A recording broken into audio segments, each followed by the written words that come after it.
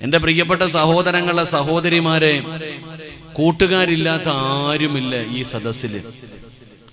ആണാണെങ്കിലും പെണ്ണാണെങ്കിലും പ്രായമുള്ളവരാണെങ്കിലും കുട്ടികളാണെങ്കിലും ചെറുപ്പക്കാരാണെങ്കിലും എല്ലാവർക്കും ഫ്രണ്ട്സുകളുണ്ട്. ഇവൻ എൻ്റെ ചങ്കാണ്, ഇതെൻ്റെ ഏറ്റവും അടുത്ത സുഹൃത്താണ് എന്നൊക്കെ നമ്മൾ പറയാറുണ്ട്. സത്യത്തിൽ എന്തിനാണ് നമ്മൾ കൂട്ടുകാരെ തിരഞ്ഞെടുക്കുന്നത്? ഞാൻ പറഞ്ഞു വന്നത്, നമുക്കെല്ലാവർക്കും കൂട്ടുകാരുണ്ട്. എന്തിനാണ് നമ്മൾ കൂട്ടുകാരെ തിരഞ്ഞെടുക്കുന്നത്? കൂട്ടുകാരൻ എന്ന് പറഞ്ഞ ആരാ? നമ്മുടെ ജീവിതത്തിൽ പ്രയാസമുണ്ടാകുന്ന സമയത്ത് നമ്മുടെ കൂടെ ഉണ്ടാകണം. സാമ്പത്തികമായി, മാനസികമായി, ശാരീരികമായി എന്തെങ്കിലും പ്രയാസം നമ്മുടെ ജീവിതത്തിൽ ഉണ്ടാകുമ്പോൾ ആ സന്തോഷത്തിലും ദുഃഖത്തിലും നമ്മുടെ കൂടെ നിൽക്കുന്നവനാണ് നമ്മുടെ കൂട്ടുകാരൻ. അതിനാണ് നമ്മൾ കൂട്ടുകാരെ തിരഞ്ഞെടുക്കുന്നത്. പക്ഷേ എൻ്റെ പ്രിയപ്പെട്ട സഹോദരങ്ങൾ, ചിലര് പറയുന്നത് എൻ്റെ വാപ്പയാണ് എൻ്റെ ഏറ്റവും അടുത്ത ഫ്രണ്ട്, എൻ്റെ ഉമ്മയാണ് എൻ്റെ ഫ്രണ്ട്. കൂടപ്പിറപ്പുകൾ പറയുന്നു ഞങ്ങൾ കൂട്ടുകാരെ പോലെയാണ്, ഭാര്യ പറയുന്നു ഞങ്ങൾ ഫ്രണ്ട്സുകളെ പോലെയാണ്, ഭാര്യയും ഭർത്താവും എന്നൊക്കെ നമ്മൾ പറയാറുണ്ട്. എന്നാൽ എൻ്റെ പ്രിയപ്പെട്ട സഹോദരങ്ങളെ, നമ്മുടെ കൂട്ടുകാർ നമ്മൾ എത്ര കണ്ട് സ്നേഹിച്ചാലും, എന്തെല്ലാം വാരിക്കോരി കൊടുത്താലും, എത്രയൊക്കെ സ്നേഹം കൊടുത്താലും, നമ്മുടെ കൂട്ടുകാർ മുഴുവനും നമ്മുടെ ജീവിതത്തിൽ നമുക്ക് ഏറ്റവും കൂടുതൽ ആവശ്യമുണ്ടാകുന്ന ഒരു സമയത്ത്, നമ്മുടെ ജീവിതത്തിൽ ഏറ്റവും കൂടുതൽ സഹായത്തിന്റെ ആവശ്യമുണ്ടാകുന്ന സമയത്ത് നമ്മുടെ കൂടപ്പുറം, നമ്മുടെ കൂട്ടുകാർ മുഴുവനും നമ്മളെ കൈയൊഴിഞ്ഞു പോകുന്നവരാ. ചങ്ങാതി ഓഫാക്കിയതല്ലേ ഉള്ളൂ, ആ പാവങ്ങളെ ഓടിക്കരുത് കേട്ടാ. ഒരിത്ര നിങ്ങൾ ഉസ്താദ് തിരിച്ച് അങ്ങോട്ട് വെച്ചെന്തിനി പറയരുത് കേട്ടാ. കുഴപ്പമില്ലല്ലോ. ശരി, അൽഹംദുലില്ലാ. ഇന്നിത്തിരി ലൈവിൽ ഇത്തിരി ക്വാളിറ്റി കുറഞ്ഞാലും കുഴപ്പമൊന്നും ഇല്ലടാ, ഇരിക്കണ്ടേ. എന്റെ പ്രിയപ്പെട്ട സഹോദരങ്ങളെ, നമ്മൾ എത്ര കണ്ട് സ്നേഹിച്ചാലും നമ്മൾ സ്നേഹിക്കുന്നവര് മുഴുവനും നമ്മളെ പെരുവഴിയിൽ കളഞ്ഞിട്ട് പോകുന്നവരാണ്. നമ്മുടെ കൂട്ടുകാര് മുഴുവനും നമ്മുടെ ജീവിതത്തിൽ ഒരിക്കൽ നമുക്കൊരു വലിയ സഹായത്തിന്റെ ആവശ്യമുണ്ടാകുന്ന സമയത്ത് അവരെല്ലാവരും നമ്മളെ കൈയൊഴിയുന്നവരാണ്. എപ്പോഴാണ് നമ്മളെ കൈയൊഴിയുന്നതെന്നറിയുമോ? ഒരു ദിവസം നിങ്ങളുടെ നാട്ടിലെ പള്ളിയുടെ മിനാരത്തിൽ വിളിച്ചു പറയുകയാ, ഇന്നാ ലില്ലാഹി വ ഇന്നാ ഇലൈഹി റാജിഊൻ. അല്ലാഹുവിന്റെ പള്ളിയുടെ മിനാരത്തിൽ നീ മരിച്ചുപോയെന്ന് വിളിച്ചു പറയുന്ന ഒരു ദിവസമുണ്ടല്ലോ. അന്ന് നാട്ടുകാരും കുടുംബക്കാരും അയൽവാസികളും ജനങ്ങൾ മുഴുവനും നിന്റെ വീട്ടിലേക്ക് കടന്നു വരികയാണ്. ടാർപ്പ് കെട്ടുകയാണ്, കസേര നിരത്തുകയാണ്, വീടിന്റെ പരിസരത്ത് വെള്ളമിങ്ങനെ തയ്യാറാക്കുകയാണ്. അങ്ങനെ നാട്ടുകാര് മുഴുവനും വിളിക്കാതെ തന്നെ നിന്റെ വീട്ടിലേക്ക് കടന്നു വരുന്ന ദിവസമുണ്ട്. അങ്ങനെ കുറെ സമയം കഴിയുമ്പോ നിന്റെ ജനാസ എടുത്തുകൊണ്ട് വീടിന്റെ സൈഡിൽ കൊണ്ടുപോയി മലർത്തിക്കിടത്തിയിട്ട് നിന്റെ വസ്ത്രങ്ങൾ മുഴുവനും അടിച്ചെടുത്ത് നിന്റെ ശരീരത്തിൽ നിന്റെ നഖത്തിന്റെ അടിയിലിരിക്കുന്ന അഴുക്കുകൾ പോലും എടുത്തു കളഞ്ഞ് അല്ലാഹുവേ, ആ ചെറിയ ചൂടുള്ള വെള്ളത്തിന്റെ അകത്ത് നിന്റെ ജനാസയങ്ങ് കുളിപ്പിക്കുകയാ. അവിടെ നിന്ന് ഒളുപെടുപ്പിക്കുകയാണ്, നല്ലതുപോലെ തുടച്ചു വൃത്തിയാക്കുകയാ. അത് കഴിഞ്ഞ് പടച്ചവനെ വെള്ള തുണിക്കകത്ത് നിന്റെ ജനാസയങ്ങ് പൊതിയുകയാണ്.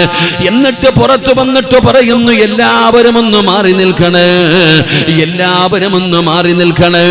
അങ്ങനെ നിന്റെ വീട്ടിൽ ഒരുമിച്ച് കൂടിയ ജനങ്ങളെ മുഴുവനും മാറി നിൽക്കുമ്പോ കുഞ്ഞുങ്ങളെ എടുത്തുകൊണ്ടുവരുന്ന സൂക്ഷ്മതയോട് നിന്റെ ജനാസ എടുത്തുകൊണ്ടുവന്ന് വീടിനകത്ത് വിരിച്ചിട്ടിരിക്കുന്ന 3 കഷ്ടമ തുണിയുടെ മുകളില് നിന്നെ കൊണ്ടുവന്ന് മലർത്തി കിടത്തുകയാണ്.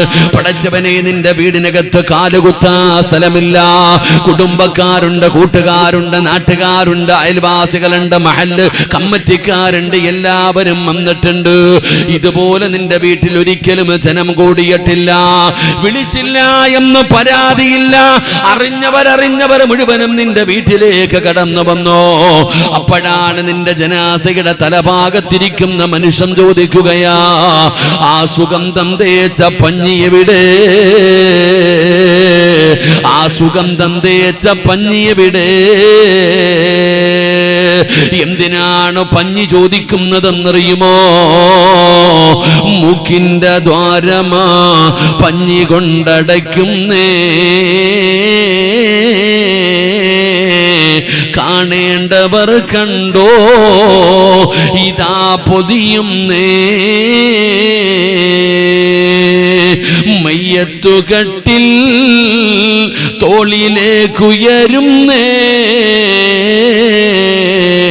പുരയ്ക്കുള്ളിലപ്പോൾ രോദനം ഉയരുന്നേ അരുമക്കിടാങ്ങൾ വാപ്പയെ വിളിക്കുന്നേ അതിനുത്തരം നൽകാതെ നീ കിടക്കുന്നേ പഞ്ഞിക്കെടുത്ത് മൂക്കിന്റെ ധാരത്ത് വെക്കുകയാണ്. എന്നിട്ടാരോ ആ പഞ്ഞി വെച്ച് കഴിഞ്ഞാൽ നീ സ്നേഹിച്ചവർ നിന്റെ ചുറ്റുഭാഗത്ത് നിൽക്കുകയാണ്. അവര് വിളിച്ചു പറയുകയാ കാണേണ്ടവരൊക്കെ കണ്ടോ പൊതിയാ പോകുകയാണ്. സിറാജിനെ കാണേണ്ടവര് മുഴുവനും കണ്ടോ സിറാജിനെ പൊതിയാ പോകുകയാണ്. പടച്ചവനെ അങ്ങനെ ജനങ്ങൾ മുഴുവനും ജനാസയുടെ ചാരത്ത് തിരക്ക് കൂട്ടുകയാണ്. അവസാനമായി നിന്റെ മുഖമൊന്ന് കാണുന്നതിന് വേണ്ടി നിന്റെ വീടിനകത്ത് തിരക്ക് കൂട്ടിയപ്പോ നീ സ്നേഹിച്ച ആള് തന്നെയാ പറഞ്ഞത് കണ്ടതൊക്കെ മതി പൊതിയാ കണ്ടതൊക്കെ മതി പൊതിയാര്. സുബ്ഹാനല്ലാഹ് ജനാസ പൊതിയുകയാ.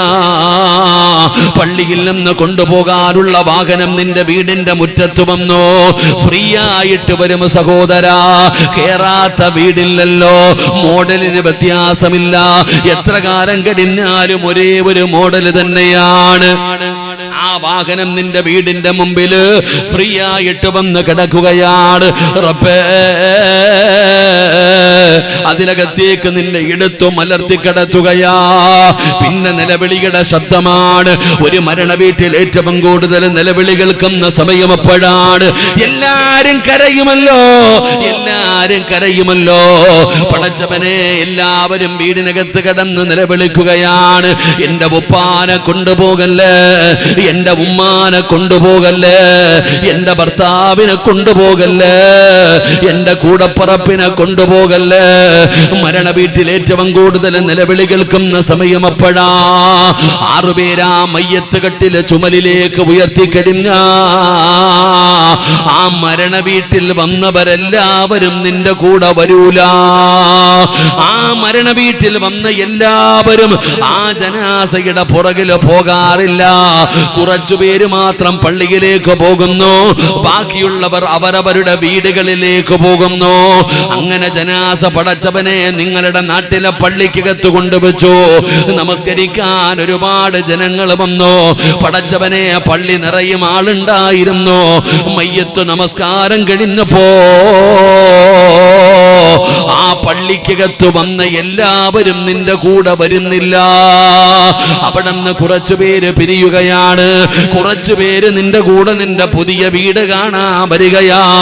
പള്ളിപ്പറമ്പിൽ ഒരുക്കിയിട്ടിരിക്കുന്ന 6 അടി മണ്ണെന്ന് പറയുന്ന കബറുണ്ടല്ലോ, ആ പുതിയ ഭവനത്തിന്റെ ചാരത്തേക്ക് കുറച്ചുപേര് വരികയാണ്. അങ്ങനെ പടച്ചവനെ നിന്റെ ജനാസ കബറിലേക്ക് ഇറക്കി വെച്ചോ. മിൻഹാ ഖലഖനാകും വഫിഹാ നുഈദുകും വമിൻഹാ നുഖ്രിജുകും താറത്തൻ നുഖ്റാ. പിടിമണ്ണ് വാരിയിട്ടിട്ട് മണ്ണ് വാരിയിടാൻ തുടങ്ങുമ്പോ ആ വന്നവരിൽ പലരും പിരിയുകയാ. ആ അവസാനം വന്നവരിൽ നിന്ന് കുറച്ചുപേർ അവിടെ നിന്നും പിരിയുകയാണ്. അവസാനം ഉസ്താദ് വന്നു, ഫാത്തിഹ ഓതി, യാസീൻ ഓതി. അവിടെ നിന്ന് ഉസ്താദ് ദുആ ചെയ്തു. ദുആ ചെയ്ത് കഴിയുമ്പോ എല്ലാവരും പറയുന്നു അസ്സലാമു അലൈക്കും യാ ദാര ഖൗമുൽ മുഅ്മിനീൻ വ ഇന്നാ ഇൻഷാ അല്ലാഹു ബികും ലാഹിഖൂ. പള്ളിപ്പറമ്പിലെ 6 അടി മണ്ണെന്ന് പറയുന്ന കബറിനകത്ത് ഒരു വെളിച്ചം പോലുമില്ലാത്ത, ഒന്ന് കൈകാലുകൾ അനക്കാൻ കഴിയാത്ത, ഒന്ന് എഴുന്നേറ്റിരിക്കാൻ പോലും സ്ഥലമില്ലാത്ത ആ പള്ളിപ്പറമ്പിലെ 6 അടി മണ്ണിനകത്ത് കൊണ്ടുവന്ന് നിന്നെ ഒറ്റയ്ക്ക് കിടത്തിയിട്ട് മണ്ണിട്ട് മൂടിയിട്ട് നീ ചങ്കെന്ന് പറഞ്ഞവർ, നീ സ്നേഹിച്ചവര് മുഴുവനും ആ പള്ളിപ്പറമ്പിൽ നിന്നെ തനിച്ചാക്കി പോകുമെങ്കിൽ അവിടെയല്ലേ സഹായം വേണ്ടത് വാപ്പാ, അവിടെയല്ലേ സഹായം വേണ്ടത്. കാരണം നീ ഒറ്റയ്ക്ക് ജീവിച്ച ശീലമില്ലാത്തവനാ, ഒറ്റയ്ക്ക് ജീവിച്ചിട്ടില്ലല്ലോ, ഒറ്റയ്ക്ക് കഴിഞ്ഞിട്ടില്ലല്ലോ. അതുകൊണ്ട് ഒറ്റയ്ക്ക് പോയി കിടക്കണ്ട വീട് കബറാ, ആ കബറിനകത്താണ് നീ ഒറ്റയ്ക്ക് കിടക്കേണ്ടത്. അതുകൊണ്ടാണ് എൻ്റെ പ്രിയപ്പെട്ടവര് സയ്യിദുനാ ഉസ്മാൻ ഇബ്നു അഫ്ഫാൻ റളിയല്ലാഹു തആല അൻഹു ഖബറിനെ കുറിച്ച് പറഞ്ഞു കഴിഞ്ഞാൽ ഖബർ കണ്ടാ കരയുകയാണ്, ഖബർ കണ്ടാ കരയുകയാണ്. എന്തിനാ തങ്ങളെ ഇതുപോലെ കരയുന്നത്? മരണം പറയുമ്പോ, നരകം പറയുമ്പോ, മഹ്ശറ പറയുമ്പോ, സിറാത്ത് പറയുമ്പോ, അല്ലാഹുവിന്റെ ശിക്ഷകളെ കുറിച്ച് പറയുമ്പോ ഇതുപോലെ കരയാറില്ലല്ലോ. എന്തിനാണ് ഖബറിനെ കുറിച്ച് പറയുമ്പോ ഇതുപോലെ കരയുന്നത്?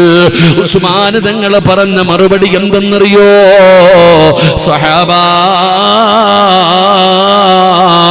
ഒറ്റയ്ക്ക് പോയി കിടക്കുന്ന ഒരേ ഒരു സ്ഥലമേ ഉള്ളൂ, ആരാരുമില്ലാതെ ഒറ്റയ്ക്ക് പോയി കിടക്കുന്ന ഒരേ ഒരു സ്ഥലമേ ഉള്ളൂ, അത് പള്ളിപ്പറമ്പിലെ ഖബറാണ് സഹാബാ.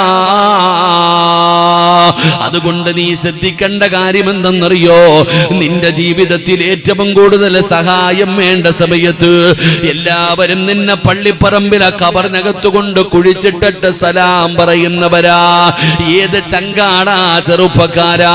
ഉസ്താദേ, ഉപ്പാനെ വല്ലാത്ത ഇഷ്ടമാണ്, ഉമ്മാനെ വല്ലാത്ത ഇഷ്ടമാണ്, ഭർത്താവില്ലാതെ ഉറങ്ങാൻ പറ്റില്ല ഉസ്താദേ, ഇവൻ എന്റെ ചങ്കാണെന്ന് പറയുന്ന ചെറുപ്പക്കാരാ, ഏത് വാപ്പാടെ ഖബറിന്റെ ചാരത്താ മക്കളിരിക്കുന്നത്? ഏത് ഉമ്മയുടെ ഖബറിന്റെ ചാരത്താ? ഏത് കൂടപ്പറപ്പിന്റെ ഖബറിന്റെ ചാരത്താ? ഏത് കൂട്ടുകാരന്റെ ഖബറിന്റെ ചാരത്താ? ഇന്നുവരെ ഒരാളും ഇരുന്നിട്ടില്ലടോ, ഒരാളും ഇരിക്കുന്നത് കാണുകയുമില്ല. അതുകൊണ്ട് എന്റെ പ്രിയപ്പെട്ടവരോട് പറയുകയാണ്, നമ്മൾ സ്നേഹിക്കുന്നവർ മുഴുവനും നമ്മുടെ പള്ളിപ്പറമ്പിലെ ഖബറിനകത്ത് കൊണ്ടിട്ടിട്ട് തിരിച്ചു പോകുന്നവരാ. നമ്മൾ എത്ര കണ്ട് സ്നേഹിച്ചാലും നമ്മൾ സ്നേഹിക്കുന്നവർ മുഴുവനും പള്ളിപ്പറമ്പിലെ ഖബറിന്റെ ചാരത്ത് വരെ വരൂ. അള്ളാഹു നമുക്ക് ഈമാൻ നൽകുമാറാകട്ടെ. ഉറക്കപ്പറല്ല ഈമാൻ നൽകുമാറാകട്ടെ. ഉറക്കപ്പറല്ല ഈമാൻ നൽകുമാറാകട്ടെ. അല്ലാതെ ആരെങ്കിലും വരുവോ? ആരെങ്കിലും ഇരിക്കുന്ന നിങ്ങൾ കണ്ടിട്ടുണ്ടോ? ആരും ഇരിക്കാറില്ല. അപ്പൊ ഞാൻ പറഞ്ഞത്, എടോ, നമുക്കൊരു പ്രയാസമുണ്ടാകുന്ന സമയത്ത് നമ്മളെ സഹായിക്കുന്നവരെ വേണം നമ്മൾ സ്നേഹിക്കാൻ. നമ്മുടെ പ്രയാസമുണ്ടാകുന്ന സമയത്ത് നമ്മുടെ കൂടെ നിൽക്കുന്നവരെ വേണം നമ്മൾ കൂട്ടുകാരാക്കാൻ. അതുകൊണ്ട് എന്റെ പ്രിയപ്പെട്ടവരോട് പറയുകയാ, പെരുവഴിയിൽ കളഞ്ഞിട്ട് പോകാത്ത ഒരു കൂട്ടുകാരനെ ഞാൻ നിങ്ങൾക്ക് പറഞ്ഞു തരാം. പെരുവഴിയിൽ നിങ്ങളെ കളഞ്ഞിട്ട് പോകാത്ത ഒരു നല്ല കൂട്ടുകാരന് ഞാൻ നിങ്ങൾക്ക് പറഞ്ഞു തരാം. ഒന്ന് ഫ്രണ്ട്സാകാൻ കഴിയുമോ? ഒന്ന് ഫ്രണ്ട്സാകാൻ കഴിയുമോ? അവരൊരിക്കലും നിന്നെ പെരുവഴിയിൽ കളഞ്ഞിട്ട് പോകില്ല. അവര് നിന്റെ കൂടെ ദുനിയാവിലുണ്ട്, മരണസമയത്തുണ്ട്, ഖബറിനകത്തുണ്ട്, പരലോകത്തുണ്ട്, സ്വർഗം വരെ നിന്റെ കൂടെ വരുന്ന ചില കൂട്ടുകാരെ ഞാൻ പറഞ്ഞു തരാ. അവരാരെന്നറിയുവോ? നമ്മളെ പോലെ പാപം ചെയ്ത് നടക്കുന്നവരല്ല, നമ്മളെ പോലെ തെറ്റുകൾ ചെയ്ത് നടക്കുന്നവരല്ല. അവരാരാണെന്നറിയോ? ലാ യഅസൂനല്ലാഹ മാ അമറഹും വയഫഅലൂന മാ യുമറൂൻ. അള്ളാഹുവിന്റെ കൽപ്പനകളെ മാത്രം അനുസരിച്ച് ജീവിക്കുന്ന അള്ളാന്റെ മലക്കുകളെ കൂട്ടുകാരാക്കാൻ കഴിയുമോ? അള്ളാന്റെ മലക്കുകളെ കൂട്ടുകാരാക്കാൻ കഴിയുമോ? ഈ വഅദ് കേൾക്കാൻ വന്നവരോട് പറയുകയാ, നിങ്ങളിൽ ചിലരെ ഈ നാട്ടുകാർക്ക് അറിയണമെന്നില്ല, ഈ നാട്ടുകാർക്ക് നിന്നെ അറിയണമെന്നില്ല. എന്നാൽ ഈ സദസ്സിലിരിക്കുന്ന ചില ഉപ്പമാരെ, ചില ഉമ്മമാരെ, ചില ചെറുപ്പക്കാരെ, ചില പെങ്ങന്മാരെ അള്ളാന്റെ മലക്കുകൾക്ക് നല്ല പരിചയമാ. നിന്റെ ശബ്ദമറിയാം പെങ്ങളെ, നിന്റെ വീടറിയാ ചെറുപ്പക്കാരാ, വാപ്പാ നിന്റെ പേരറിയാം. അള്ളാഹുവിന്റെ മലക്കുകൾക്ക് പരിചയമുള്ള ചില ആൾക്കാർ ഈ സദസ്സിലിരിക്കുന്നുണ്ട്. അവരാരാണെന്നറിയോ? അള്ളാന്റെ മലക്കുകളെ സ്നേഹിച്ചാൽ, അള്ളാന്റെ മലക്കുകളുമായി ഫ്രണ്ട്ഷിപ്പായാൽ നിനക്ക് അല്ലാഹു തരുന്ന പ്രതിഫലം എന്തെന്നറിയോ? അസ്റായിൽ എന്ന് പറയുന്ന മലക്ക് നിന്റെ റൂഹ് പിടിച്ചു കഴിയുമ്പോ ആദ്യമായിട്ട് കരയുന്നതാരാ? പടച്ചവനെ നമ്മൾ ആദ്യമായിട്ട് ലോകത്ത് പരിചയപ്പെട്ടതാരെയാ? ആരെയാണ് ഫ്രണ്ട്സ് ആക്കേണ്ടത്? നമ്മൾ ആദ്യമായിട്ട് പരിചയപ്പെട്ടതാരെയാ?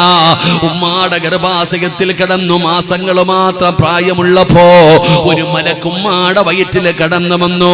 ആ മലക്കാണ് റിസ്ക് എഴുതിയത്, ആ മലക്കാണ് റൂഹൂദിയത്, ആ മലക്കാണ് ആയുസ് എഴുതിയത്. പടച്ചവനെ, ഉമ്മാടെ വയറ്റിൽ വെച്ച് മലക്കുകളെ കണ്ടവരാ ഞാനും നിങ്ങളും. പടച്ചവനെ, ഉമ്മയുടെ ഗർഭാശയത്തിൽ നിന്ന് ഭൂമുഖത്തേക്ക് കടന്നു വന്നപ്പോ രണ്ട് മലക്കുകൾ നമ്മുടെ വലതു തോളിലും ഇടതു തോളിലും കേറിയിരിക്കുകയാണ്.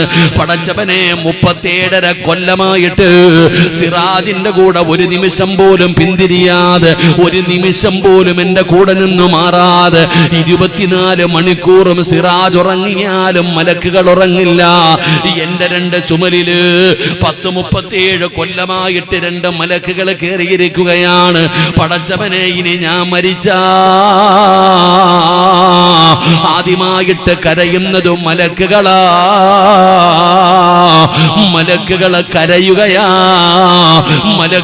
കരയുകയാ. അല്ലാഹു ചോദിക്കുന്നു, എന്തിനാ നിങ്ങൾ കരയുന്നത്? പടച്ച റബ്ബേ, നല്ല കൂട്ടുകാരനായിരുന്നു അല്ലാ, നിസ്കരിക്കുന്നവനായിരുന്നു, നോമ്പ് പഠിക്കുന്നവനായിരുന്നു, സദക്ക കൊടുക്കുന്നവനായിരുന്നു, ദിക്റുകൾ പറയുന്നവനായിരുന്നു, ഇൽമിന്റെ മജ്‌ലിസിൽ പോകുന്നവനായിരുന്നു. റബ്ബേ,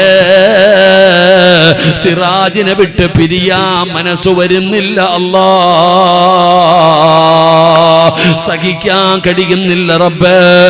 സങ്കടം കൊണ്ട് മലക്കുകളെ കരയുമ്പോ അല്ലാഹു ചോദിക്കുന്നു, നിങ്ങൾക്ക് അവനെ അത്രയ്ക്കും ഇഷ്ടമാണോ? ഇഷ്ടമാണ് റബ്ബേ. എങ്കിലും നിങ്ങൾ സിറാജിന്റെ കൂടെ പൊക്കോ. നിങ്ങൾ ഖബറിനകത്തിരുന്നിട്ട് നിങ്ങൾ ഇബാദത്ത് ചെയ്യൂ. ഖിയാമത്ത് നാൾ വരെ നിങ്ങൾ ഈ ഭൂമിയിലിരുന്ന് ഇബാദത്ത് ചെയ്യൂ. നിങ്ങളുടെ കൂട്ടുകാരന് വേണ്ടി. സിറാജ് മരണപ്പെട്ടു പോയാലും സിറാജിന്റെ ചുമലിലിരിക്കുന്ന രണ്ട് മലക്കുകൾ ഖിയാമത്ത് നാൾ വരെ ഈ ഭൂമിയിലിരുന്ന് ഇബാദത്ത് ചെയ്യാൻ അല്ലാഹു അവിടുന്ന് അനുവാദം കൊടുക്കുമെന്ന് ഹദീസ് പഠിപ്പിക്കുമ്പോ, എന്റെ പ്രിയപ്പെട്ട സഹോദരാ, ആരെയാ മലക്കുകൾ ഇഷ്ടപ്പെടുന്നത്? മലക്കുകൾക്ക് പരിചയമുള്ള അല്ലാഹുവിന്റെ മലക്കുകൾക്ക് പരിചയമുള്ളവർ ഈ സദസ്സിലിരിക്കുന്നുണ്ട്. അല്ലാഹുവേ, ആ കൂട്ടത്തിൽ നീ ഞങ്ങളെ പെടുത്തണേ അല്ലാ. അല്ലാഹുവിന്റെ മലക്കുകൾക്ക് പരിചയമുള്ള ചില ആൾക്കാർ ഈ മജ്‌ലിസിൽ ഇരിക്കുന്നുണ്ട്. അല്ലാഹു ആ കൂട്ടത്തിൽ നമ്മളെ പെടുത്തുമാറാകട്ടെ. ഉറക്കം പറ, അല്ലാഹു പെടുത്തുമാറാകട്ടെ, അല്ലാഹു പെടുത്തുമാറാകട്ടെ. നമ്മൾ മരിച്ചാലും അവർ നമ്മുടെ കൂടെ വരും, നമുക്ക് വേണ്ടി ഇബാദത്ത് ചെയ്യും.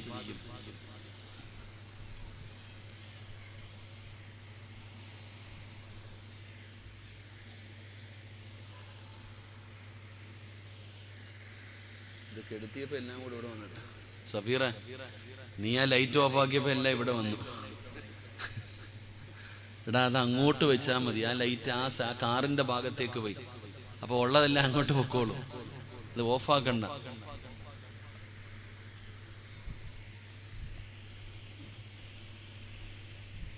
നിങ്ങൾ ചിരിക്കല്ലേ, കുഴപ്പമില്ല. ഉറുമ്പ് കടിച്ചാലും അള്ളാഹു പാവം പൊറുക്കുന്ന. ഒരു ഉറുമ്പിന്റെ കടി കാലിലൊരു മുള്ളു കൊണ്ടാലും ആ വേദനയ്ക്ക് വരും. പടച്ചവനെ മൈക്കിനകത്ത് വരെ നിരന്നിരിക്കട്ടാ, കുഴപ്പമില്ല. കബറിൽ പോകുമ്പോ രക്ഷപ്പെട്ടാൽ മതിയായിരുന്നു. എടാ ആ ലൈറ്റ് അങ്ങോട്ട് തിരിച്ചു വെച്ചേരെ. എന്തേ അവന്മാര് നിങ്ങൾക്ക് കുഴപ്പമൊന്നുമില്ലല്ലോടാ, അവന്മാര് കേറും ഇറങ്ങും, സിറാത്ത് കയറൂല്ലേ. ശരി, അള്ളാഹു കാത്തിരക്ഷിക്കുമാറാകട്ടെ. അപ്പം മലക്കുകൾക്ക് പരിചയമുള്ളവരാരാ? ഈ നാട്ടുകാർക്ക് ചിലപ്പോൾ നിന്നെ അറിയണമെന്നില്ല, അതിലൊന്നും കാര്യമില്ല. അള്ളാന്റെ മലക്കുകൾക്കറിയാം നിന്റെ പേര്, നിന്റെ വീട്, നിന്റെ ശബ്ദം. അൽഹംദുലില്ലാ, അള്ളാഹു ആ കൂട്ടത്തിൽ പെടുത്തുമാറാകട്ടെ. അള്ളാഹു ആ കൂട്ടത്തിൽ പെടുത്തുമാറാകട്ടെ. അള്ളാഹു ആ കൂട്ടത്തിൽ പെടുത്തുമാറാകട്ടെ. അപ്പൊ ഒന്നാമത്തെ മനുഷ്യനാരാ? സഹോദരിമാരൊക്കെ ഇരുന്നു, ഇത്തിരി വെള്ളം തന്നെ.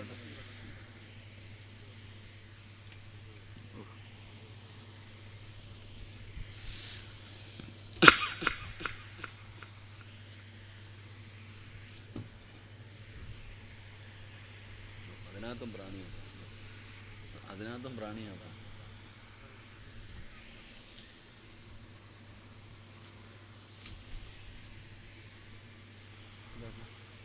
ആ കുഴപ്പമൊന്നുമില്ല, ഇരുന്നോ, കടിയൊക്കെ ഇത്തിരി കൊള്ളു.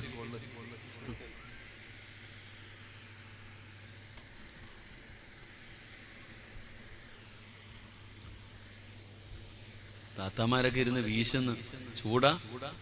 സുബ്ഹാനല്ലാഹ്. എന്റെ പ്രിയപ്പെട്ട സഹോദരങ്ങൾ, അള്ളാഹുവിന്റെ മലക്കുകൾക്ക് പരിചയമുള്ള ഒന്നാമത്തെ മനുഷ്യനാരാ? ഒന്നാമത്തെ മനുഷ്യനാരാ? മഹാനായ ആദരവായ പ്രവാചകൻ നബി മുഹമ്മദ് മുസ്തഫ സ്വല്ലല്ലാഹു അലൈഹി വസല്ലമ തങ്ങളും മഹാനായ മുഖറബുൽ അംലാഖ് മലക്ക് ജിബ്രീൽ അലൈഹിസ്സലാം രണ്ടുപേരും ഇങ്ങനെ സംസാരിച്ചു കൊണ്ടിരിക്കുകയാണ്. ജിബ്രീൽ ഒരു മനുഷ്യന്റെ രൂപത്തിലാ, ഒരു സ്വഹാബിയുടെ രൂപത്തിലാണ് നബിതങ്ങളെ കാണാൻ വന്നത്. അപ്പൊ നബിതങ്ങളും ജിബ്രീലും ഇങ്ങനെ സംസാരിച്ചു കൊണ്ടിരിക്കുമ്പോ മഹാനായ അബൂദർ റളിയല്ലാഹു തആല അൻഹു അള്ളാഹുവിന്റെ പ്രവാചകൻ സ്വല്ലല്ലാഹു അലൈഹി വസല്ലമ തങ്ങളുടെ മുമ്പിലൂടെ ഇങ്ങനെ നടന്നു പോകുകയാണ്.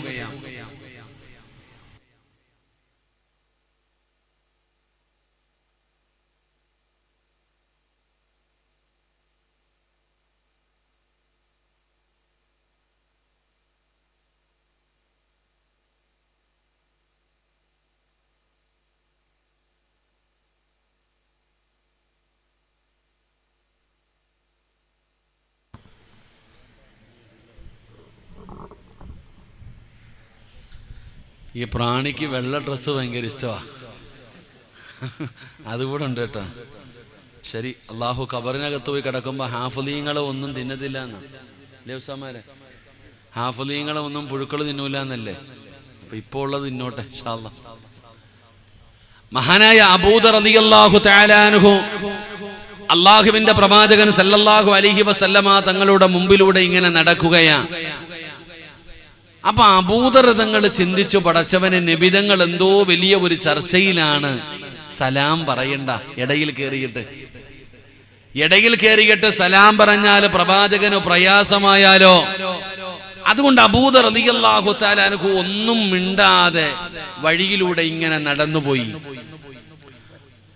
അബൂദർ എന്ന് പറയുന്ന സ്വഹാബി വഴിയിലൂടെ മിണ്ടാതെ നടന്നു പോകുമ്പോ അല്ലാഹുവിന്റെ പ്രവാചകൻ സ്വല്ലല്ലാഹു അലൈഹി വസല്ലമ തങ്ങളോട് മുഖറബുൽ അംലാഖ് മലക്ക് ജിബ്രീൽ അലൈഹിസ്സലാം അല്ലാഹുവിന്റെ പ്രവാചകനോട് ചോദിക്കുന്നു, നബിയേ യാ റസൂലല്ലാഹ്,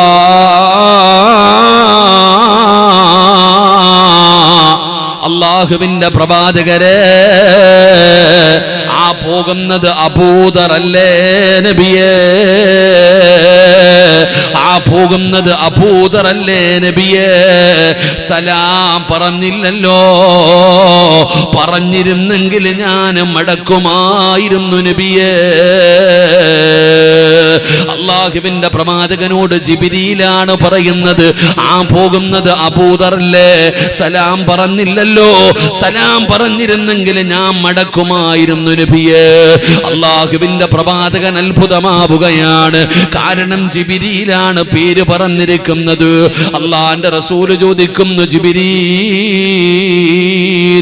ഈ നാട്ടുകാർക്ക് പോലും അബൂദറിന് വലിയ പരിചയമില്ല, ഈ നാട്ടുകാർക്ക് പോലും അബൂദറിന് വലിയ പരിചയമില്ല, പിന്നെ എങ്ങനാ നിനക്കറിയുന്നത്, പിന്നെ എങ്ങനാ നിനക്ക് പേരറിയുന്നത്? അള്ളാഹുവിന്റെ പ്രവാചകനോട് ജിബ്രീൽ എന്ന് പറയുന്ന മലക്ക് പറയുമ്പോ അള്ളാന്റെ റസൂല് ചോദിക്കുന്നു, നിനക്കെങ്ങനെ അറിയാ ജിബ്രീൽ? ജിബ്രീൽ പറഞ്ഞു, യാ റസൂലല്ലാഹ്, ഈ ദുനിയാവിലെ ജനങ്ങൾക്ക് അബൂദറിനെ അറിയില്ലെങ്കിലും, ഈ നാട്ടുകാർക്ക് അബൂദറിനെ അറിയില്ലെങ്കിലും ഞങ്ങൾക്കറിയാ നബിയേ, ഇന്നഹു ലഫീ മലകൂതി സമാവാതി സബ്ഉ അശ്റു ഫിൽ അർളി, ഏഴാകാശത്തിൽ ജീവിക്കുന്ന, ഏഴാകാശത്തിലുള്ള ഏത് മലക്കിനോട് ചോദിച്ചാലും അബൂദറിന്റെ പേര് പറയും നബിയേ. അബൂദറിനെ അറിയാത്ത മലക്കുകളില്ല, അബൂദറിനെ അറിയാത്ത മലക്കുകളില്ല. എല്ലാ മലക്കുകൾക്കും അബൂദറിനെ അറിയാം, അബൂദറിനെ അറിയാത്ത മലക്കുകളില്ല. അല്ലാഹുവിന്റെ പ്രവാചകൻ സ്വല്ലല്ലാഹു അലൈഹി വസല്ലമ തങ്ങളോട് ജിബ്രീൽ എന്ന് പറയുന്ന മലക്ക് പറയുമ്പോ അല്ലാഹുവിന്റെ റസൂൽ അത്ഭുതത്തോടെ ചോദിക്കുന്നു, ജിബ്രീലേ, എങ്ങനെയാണ് ജിബ്രീൽ മലക്കുകൾ സ്നേഹിക്കാനുള്ള കാരണമെന്താ? മലക്കുകൾ ഇഷ്ടപ്പെടാനുള്ള കാരണമെന്താ? യാ റസൂലല്ലാഹ്, അബൂദറിനൊരു നല്ല സ്വഭാവമുണ്ട് നബിയേ, അബൂദറിനൊരു നല്ല സ്വഭാവമുണ്ട്. ആ സ്വഭാവമുള്ളവരെ മലക്കുകൾക്ക് ഇഷ്ടമാണ്, ആ സ്വഭാവമുള്ളവരെ മലക്കുകൾക്ക് ഇഷ്ടമാണ്. ഏത് സ്വഭാവമാണെന്നറിയോ? അബൂദർ എന്ന് പറയുന്ന സ്വഹാബിക്ക് ഉണ്ടായിരുന്ന ഒരു പ്രത്യേകത, ആ സ്വഹാബി ഒരു പരിത്യാഗിയായ സ്വഹാബിയാ, ആ സ്വഹാബി ഒരു പരിത്യാഗിയായ സ്വഹാബിയാ.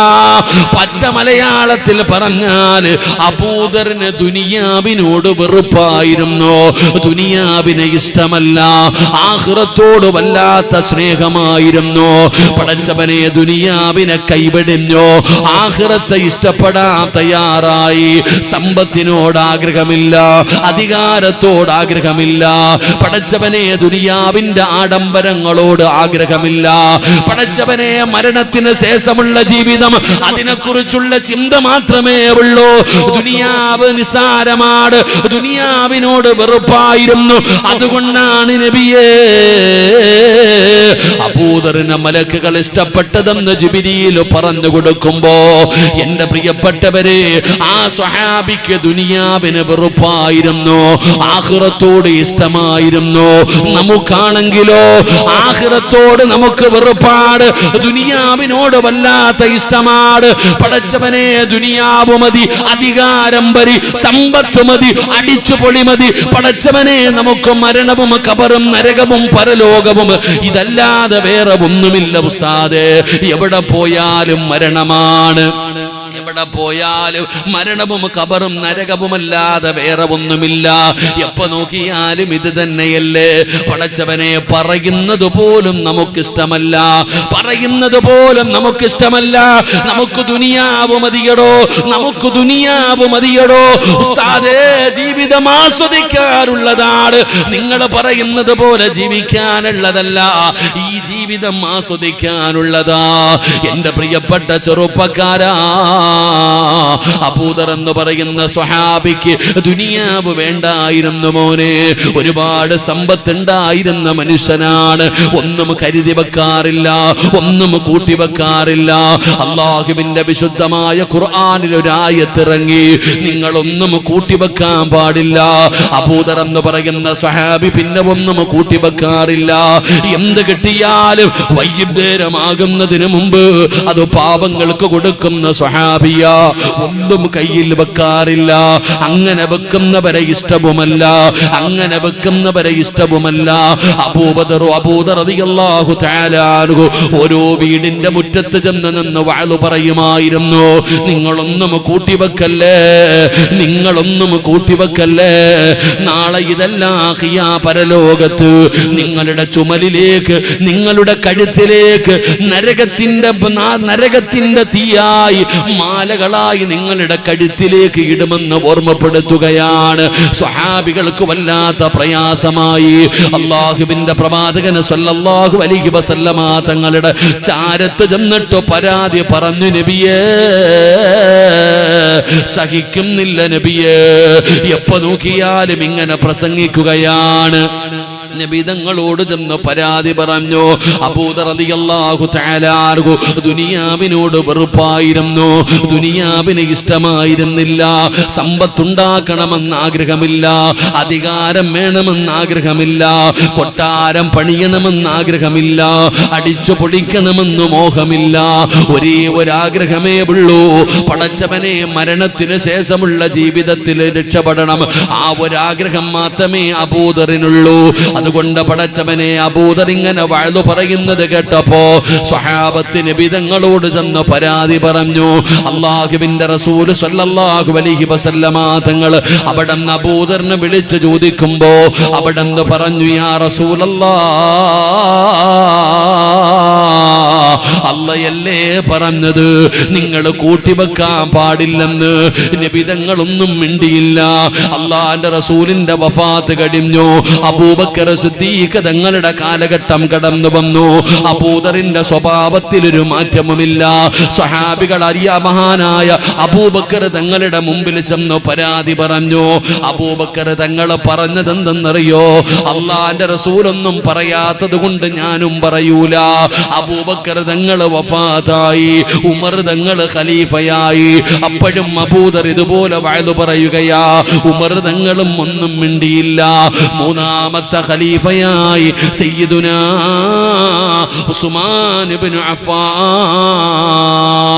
റളിയല്ലാഹു തആല അൻഹു ഉസ്മാൻ തങ്ങൾ ഖലീഫയായി, ഉസ്മാൻ തങ്ങൾ ഖലീഫയായി. അബൂദറിനെ കുറിച്ച് പരാതിയായപ്പോ സഹിക്കാൻ കഴിയാതെ ഫിത്ന ഭയന്നിട്ട് അബൂദർ റളിയല്ലാഹു തആല അൻഹുവിനെ നാട് കടത്തുകയാ. അബൂദർ നിങ്ങളെ നാട് കടത്തുകയാ. എന്റെ പ്രിയപ്പെട്ട ഉപ്പമാരെ, നമുക്ക് സമ്പത്തിനോട് വല്ലാത്ത ആർത്തിയാണ്. പണമില്ലാതെ ജീവിക്കാൻ കഴിയില്ലെന്നാണ് നമ്മൾ പറയുന്നത്. മക്കൾക്ക് കൊടുക്കുന്ന ഉപദേശം എന്താണ്? ഉമ്മമാര് മക്കൾക്ക് കൊടുക്കുന്ന ഉപദേശം നല്ലതുപോലെ പഠിക്കണം, നല്ല മാർക്ക് വാങ്ങണം, ഉന്നത വിജയം നേടണം, നല്ല ജോലി ഉണ്ടാകണം, നല്ല പണമുണ്ടാക്കണം, എങ്കിലേ നല്ല കുടുംബത്തിൽ നിന്ന് പെണ്ണ് കിട്ടൂ.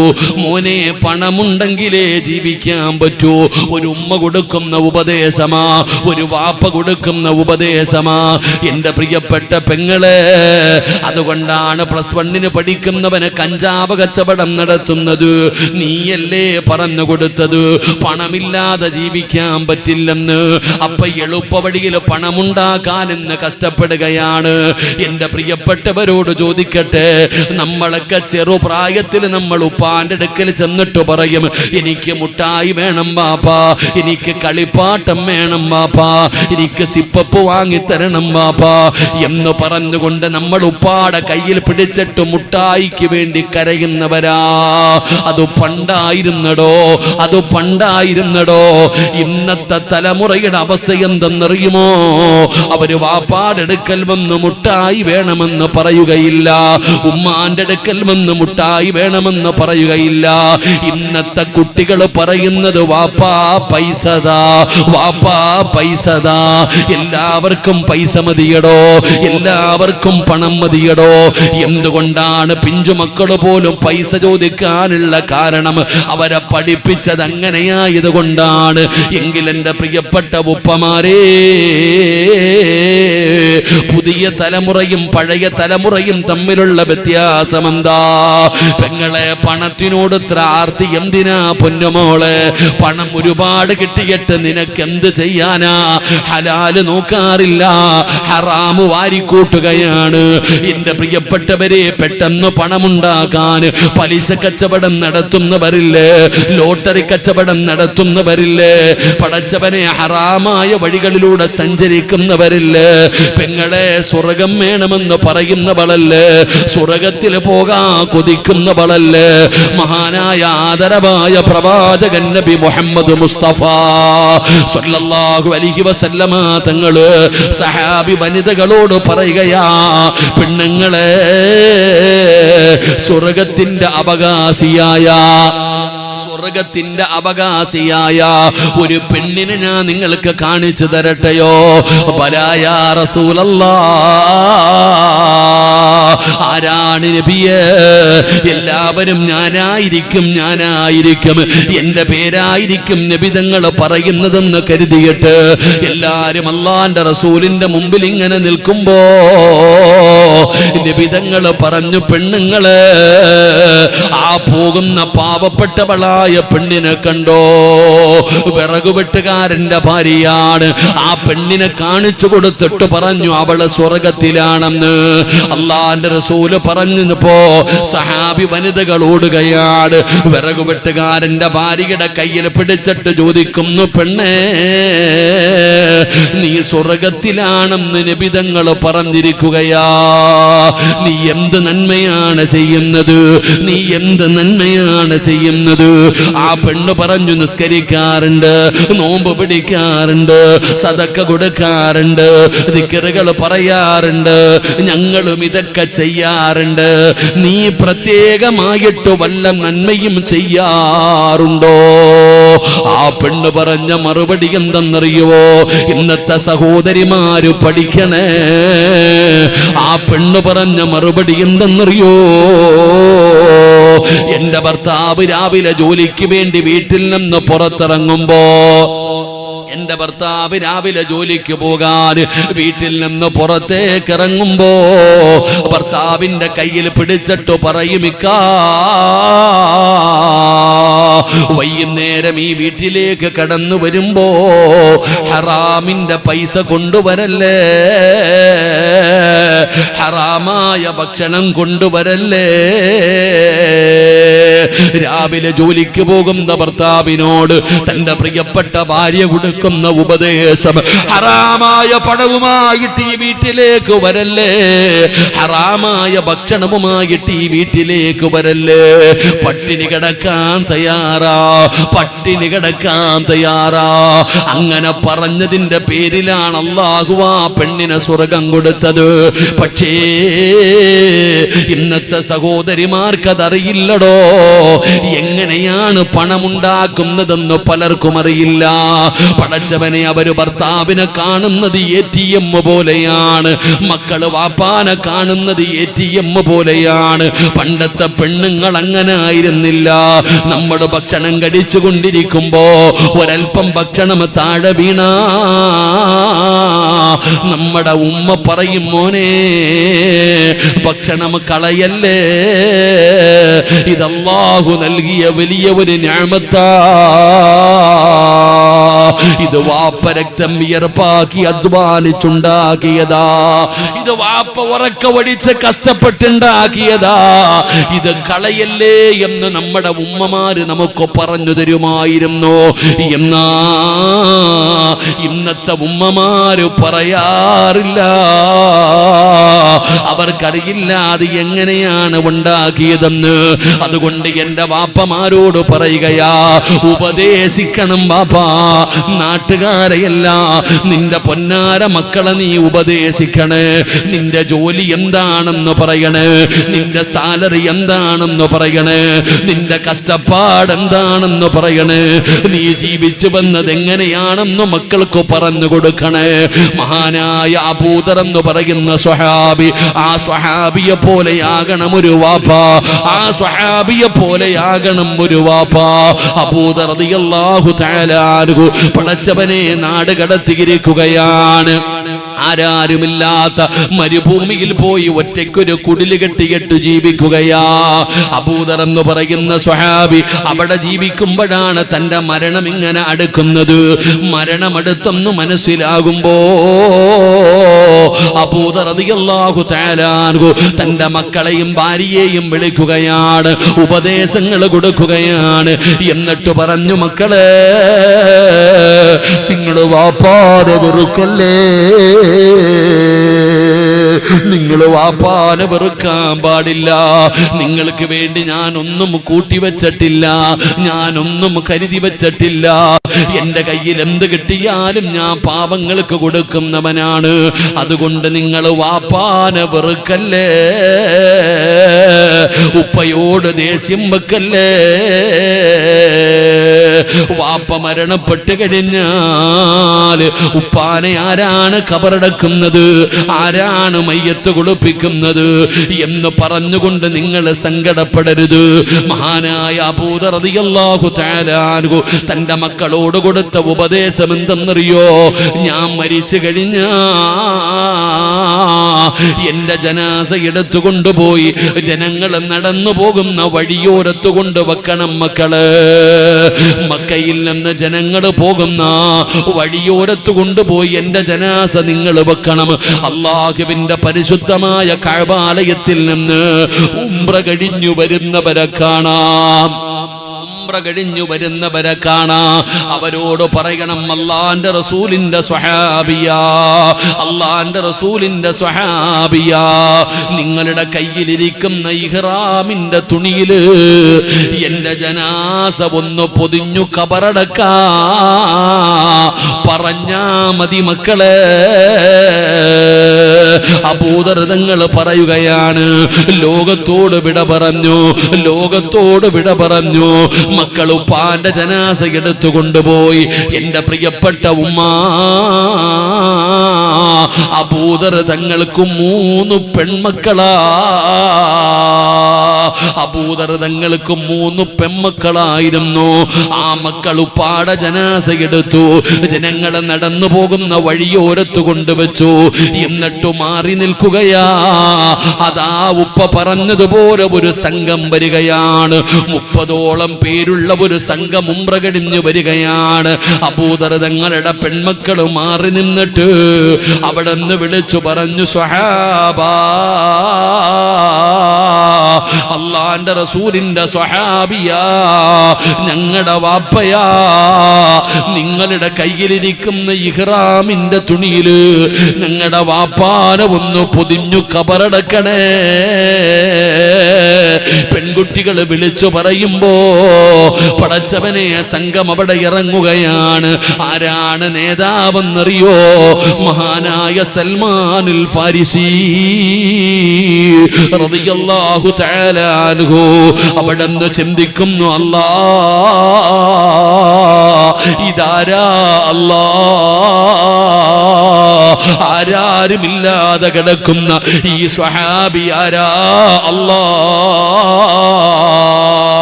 സൽമാൻ തങ്ങൾ അവിടെ നിന്ന് ചെന്നിട്ട് മുഖത്തിട്ടിരുന്ന തുണിയെങ്ങു മാറ്റുമ്പോ സുബ്ഹാനല്ലാഹ്, ആരാ കിടക്കുന്നതെന്നറിയോ? മഹാനായ അബൂദറുൽ ഗഫാരി റളിയല്ലാഹു തആല അൻഹു. സൽമാൻ തങ്ങൾ വിളിച്ചു പറഞ്ഞു, സദഖ റസൂലുള്ളാഹ്,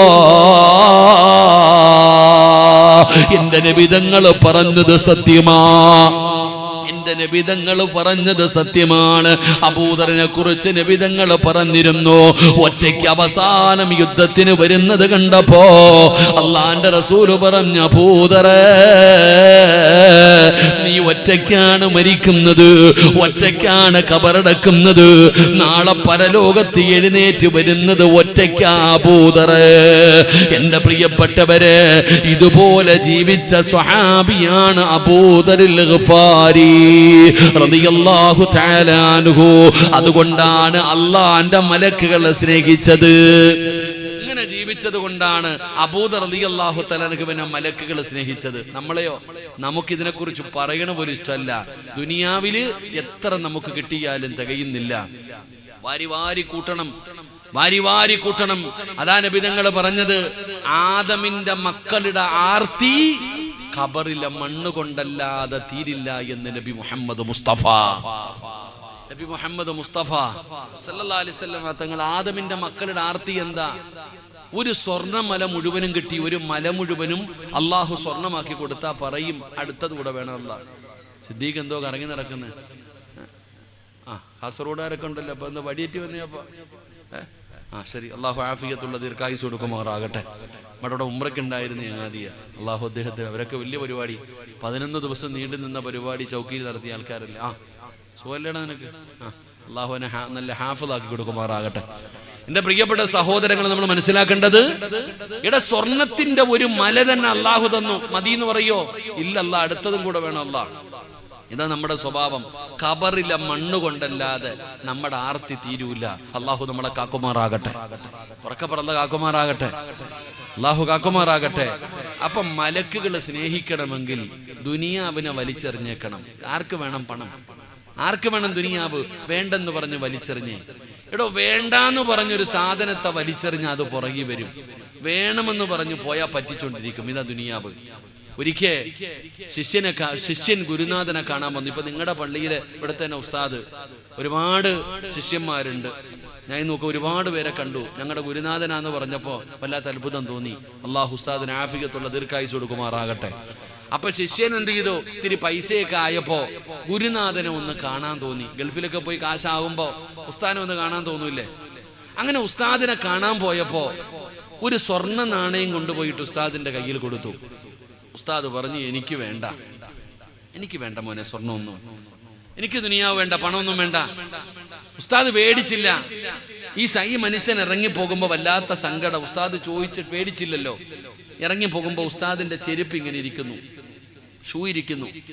ആ സ്വർണ്ണ നാണയം അതിനകത്തിട്ടിട്ട് പോയി. ആ സ്വർണ്ണ നാണയം ആ ഷൂവിനകത്തിട്ടിട്ട് പോയി. ഉസ്താദ് ഇറങ്ങി വന്നപ്പോ തന്റെ ഷൂവിനകത്ത് സ്വർണ്ണ നാണയം കിടക്കുന്നു. ഉസ്താദ് തന്റെ കൂടെ വന്ന വിദ്യാർത്ഥികളോട് പറഞ്ഞു, മക്കളെ, ദുനിയാവെന്ന് പറഞ്ഞ ഇതാ, വേണ്ടാന്ന് പറഞ്ഞ് കളഞ്ഞ കാലിനടിയിൽ വന്ന് കിടക്കും. വേണ്ടാന്ന് പറഞ്ഞ് കളഞ്ഞു നോക്കിക്കേ, ഇത് നമ്മുടെ കാൽ ചുവട്ടിൽ വന്ന് കിടക്കും.